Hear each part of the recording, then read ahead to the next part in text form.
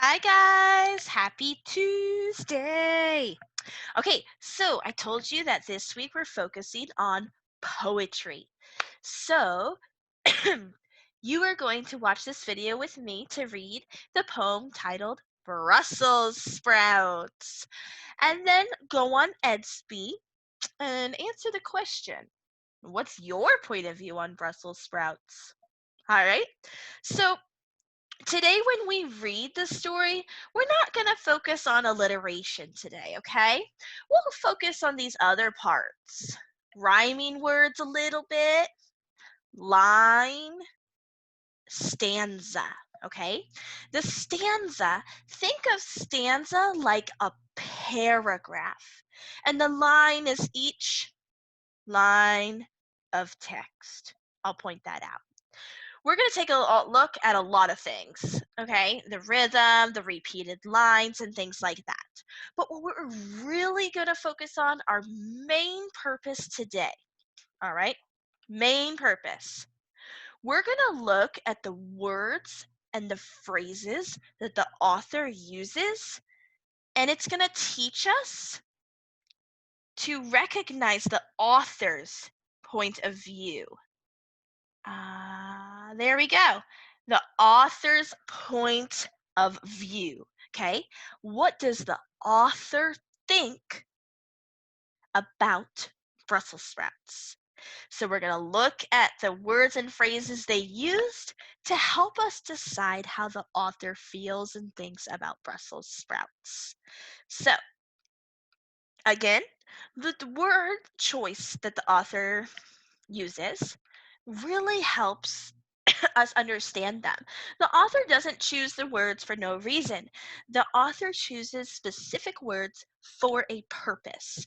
It helps add meaning to their poem, and it helps show what their opinion is. What do they think? All right? Like, look at these two sentences here. Okay? One is clearly more opinionated than the other. Which one do you think is more opinionated? You really understand the author. The boy was mean.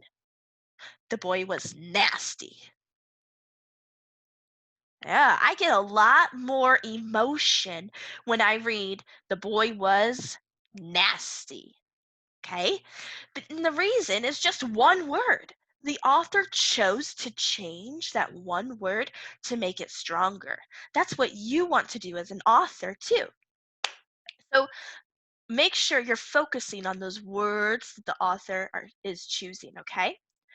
So let's point out a few parts of poetry. We have our basic title here, okay? And we have our author, same as any other book.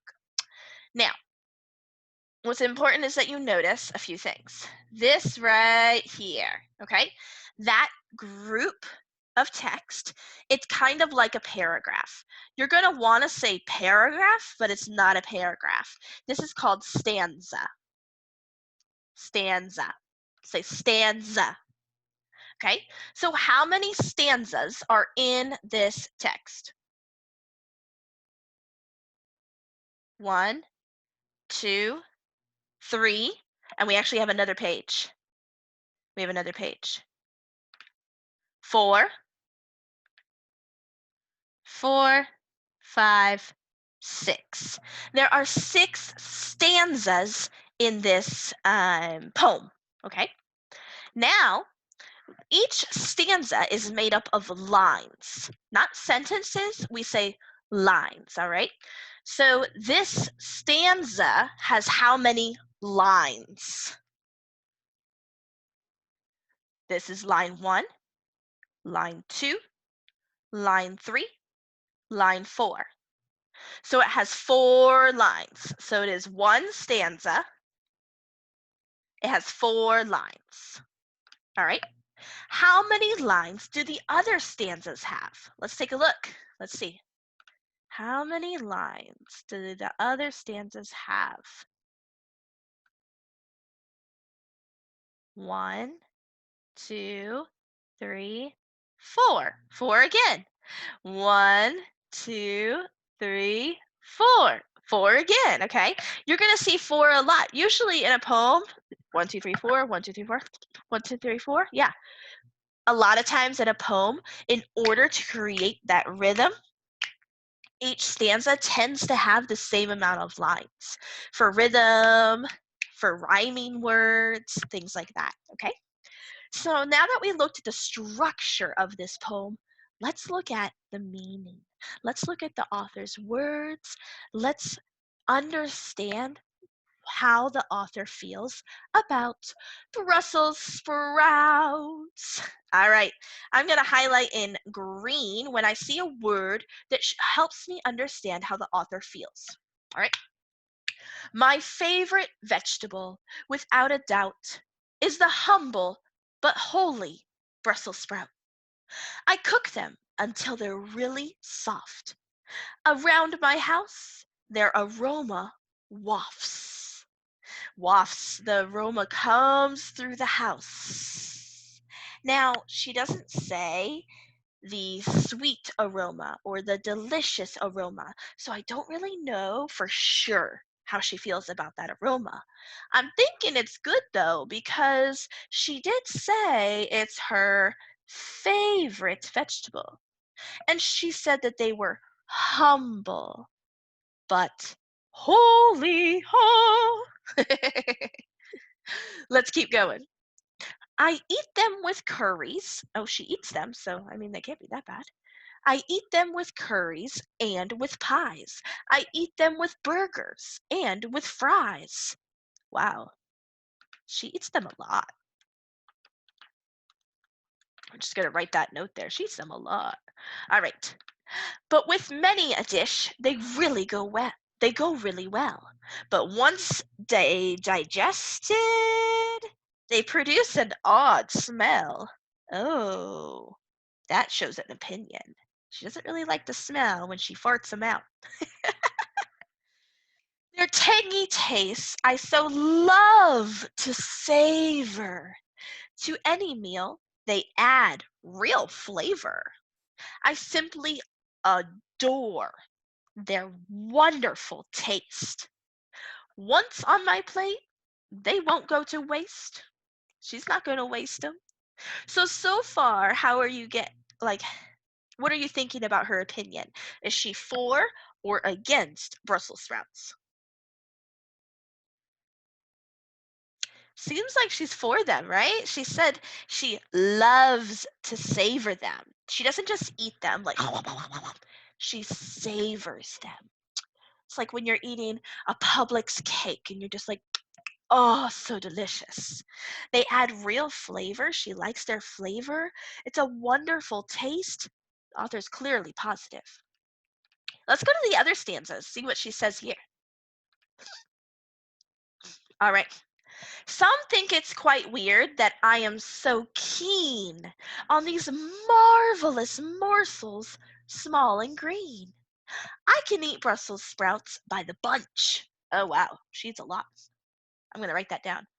By the bunch? That's a lot. Even in a sandwich for my lunch. Ah, now this word marvelous, not marvelous, this word keen. Keen, I don't ever say keen. Let's read and try to think what that might mean. Because it feels like a good word. Some think it quite weird that I am so keen on these marvelous morsels, small and green. So, what would people find it weird? Like, what do people find weird? That she's so, like, into them. She's so into them. She loves them. Now, why is that weird? Yeah, a lot of people don't. A lot of people are not a fan. Like, I used to not be a fan either. But then somebody cooked them for me, and they cooked them right, and they were actually pretty good. I wouldn't say that they're marvelous, and I don't really think that they're like absolutely amazing, but they're good. Let's see. Despite their dreadful reputation. So she's aware that people don't like them. With Brussels I have a fascination. They're a vegetable which people love or hate.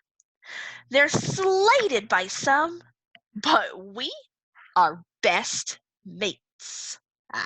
We love it. I eat Brussels sprouts every day. I don't care what other folks say.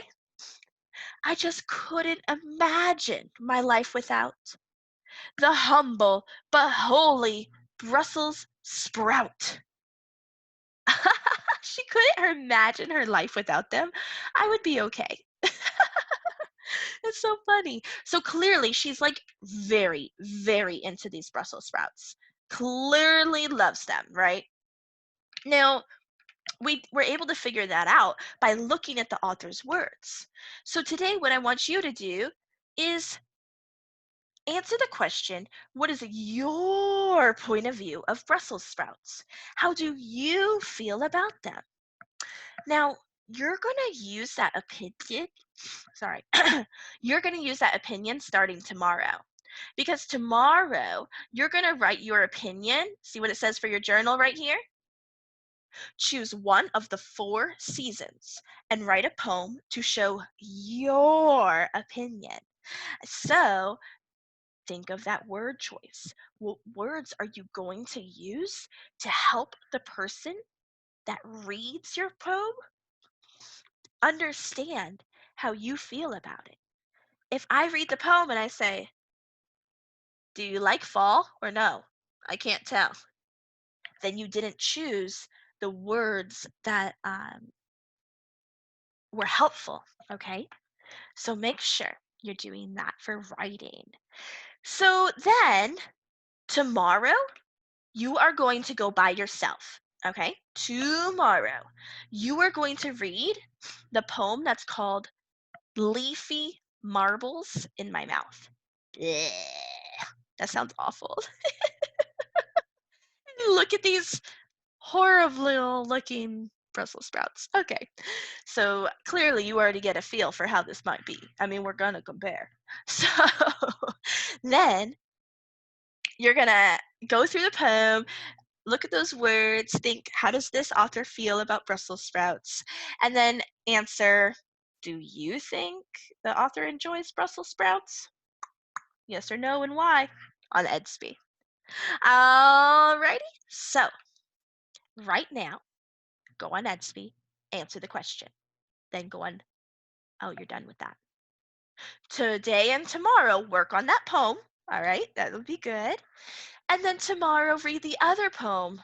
See how that author feels. We got a lot of poems going on.